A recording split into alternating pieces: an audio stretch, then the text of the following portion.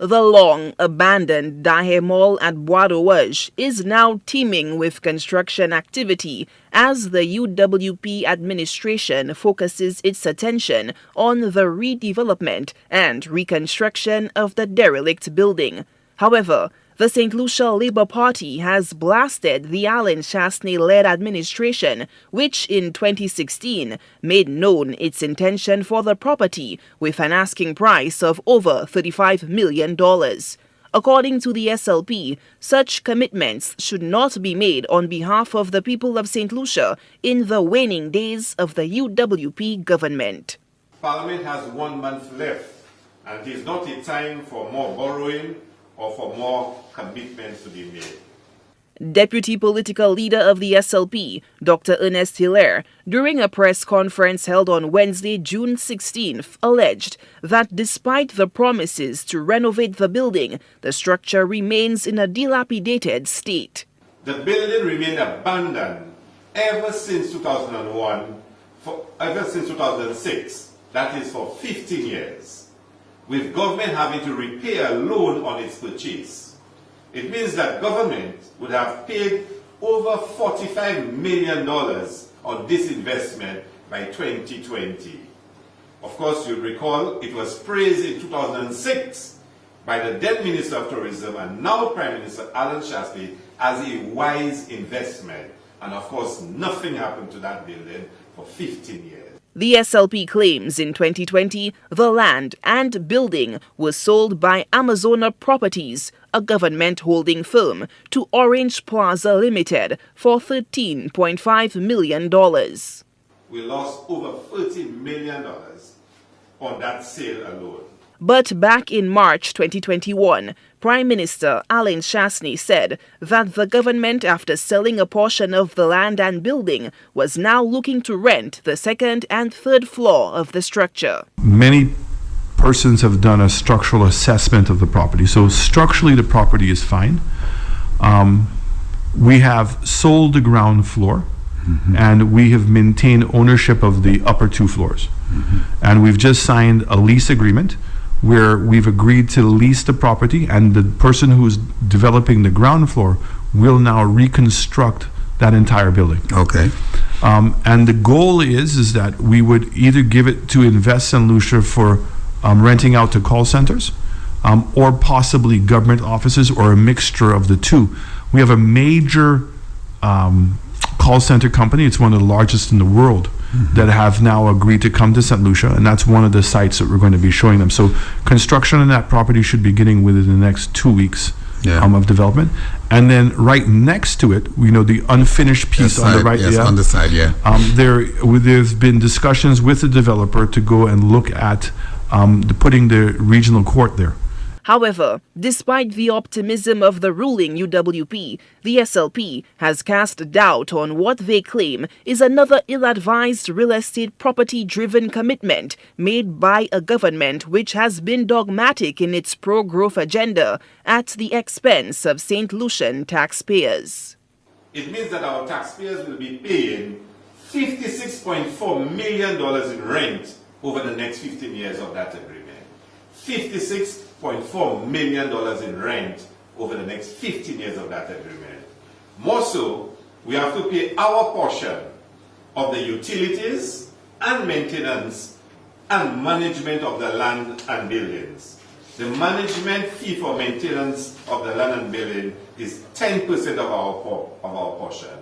So in addition to paying the rent of $313,000 a month, we have to pay utilities, our portion of utilities, our portion of maintenance of the land and buildings, plus a 10% management fee for the maintenance of the land and buildings. The SLP claims that having the taxpayers pick up the tab of an estimated $60+ million in a 15-year span for an ill-fated 17,400 square feet of property at Bois de Ouage does not add up, insisting that the current government halt any new commitments in the name of the people of St. Lucia with election nigh.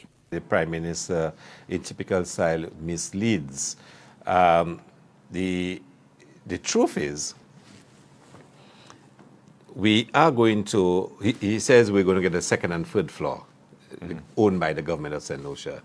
That is not true. The second and third portions of the second and third floor, totaling 78,400 square feet, is being leased to the government of St. Lucia. It's been leased to the government of St. Lucia. After 15 years of paying the lease, we will now be the rightful owners. Ownership will be transferred to us. But for now, the transfer of ownership, the shows of both the land and the buildings, it is owned by one entity right now, the registered documents. Right. So let's just have a quick look at that for the benefit of persons who are at home. If you could just go to screen very quickly. Right. So this is a document right here, Land Registration Act. Well, basically just says transfer of land by Amazona Properties Limited, right, which is government owned, to Orange Grove Plaza Limited, right, and it of course gives you the registration, Grosley 1253B, parcel number 888 for US $5 million or EC $13,584,500, executed this day, 26th day of March 2020, which was last year. Over a year ago, and of course it gives the before Mark Mirage, Notary Royal, and between Amazona Properties Limited and Orange Grove Plaza, and of course in the instance of Amazona Properties being represented by Director Francis Denbo and Benjamin Emmanuel, the Cabinet Secretary, representing there and as the vendor, and of course Blue Investments Limited, which is the reference, I suppose, to Blue Waters there. And as well, of course, being represented by Secretary Mr. Esper and the PIF Corporate Services as the, which is also in there somewhere. But the point is, building was sold, the entire property was sold for $13.6 million. Now that's very important because as well, just last night, the Prime Minister's attaché, Norbert Williams, was saying that the building was sold for $30 million. Really? But this is clearly saying that this was sold for 13. He probably meant we lost 30 million. Well, right. So we actually lost in the sale because we effectively paid 45 or 45, 46, and we end up now selling the building for 13. So he probably meant that we lost 30 million, not that we sold it for 30 million. Because, I mean, the document is there. It's a public document. You can see that it was sold for $5 million US, which is 13.6 million EC. And since it was purchased in 2006, 2007, we have probably put in about $45 million in that property. So in effect, we have lost. So effectively, just by the sale of the property, the government has already lost $30 million on this deal. On that. This brilliant deal. Transactional loss. Because if you then say what is the market value, it might be slightly different. In terms of land and buildings, whatnot. But in transactional value, we would have lost $30 million. So that takes us up to that point. Now, in addition to that, we heard from the Prime Minister speaking about this whole arrangement where the government has 75,000 square feet. Now, it's actually 78,400. 78,400. Now, just for the benefit of those, again, who are at home, if we could just go to screen, if we go to the north of St. Lucia and we can zoom in and we can see the property in question, right? This is Bois de Wage and this is the property right here, right? And again, we can just very quickly work out that the footprint of that building is almost 90,000 square feet, as you can see here, right? The front building. Right, the footprint of the entire, what's on the ground, right? And then you got 3 levels up. So 90 by 3, roughly 270,000, which is what you were saying, 280,000. 280,000. Right. So what is actually being leased by the government is not the full building, but it's just the front part, second and third floor, and the second and third floor. So roughly, again, this shows just about 35,000. So it comes up to about 70,000. You said it's exactly 78,400. So out of that, now the Prime Minister mentioned something about call centers.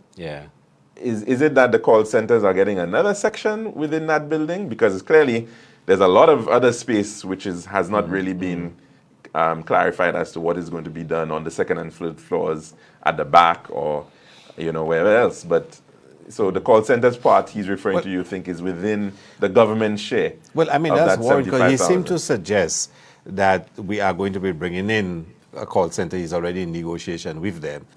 He cannot be in negotiation with a call center about the rest of the building owned by somebody else. So one has to assume if he's in negotiation with a call center to come in and occupy the space, then it has to do the space that he owns. Certainly can't be some other space. But you remember with Ojo Labs, the government provided a refurbished factory shell. The government paid for utilities, including electricity, water, internet, and the government paid the salaries of the staff there for almost 18 months. So he's already established a business model where he will pay the rent or the cost of housing the business, as well as paying the recurrent expenditure for a period of time.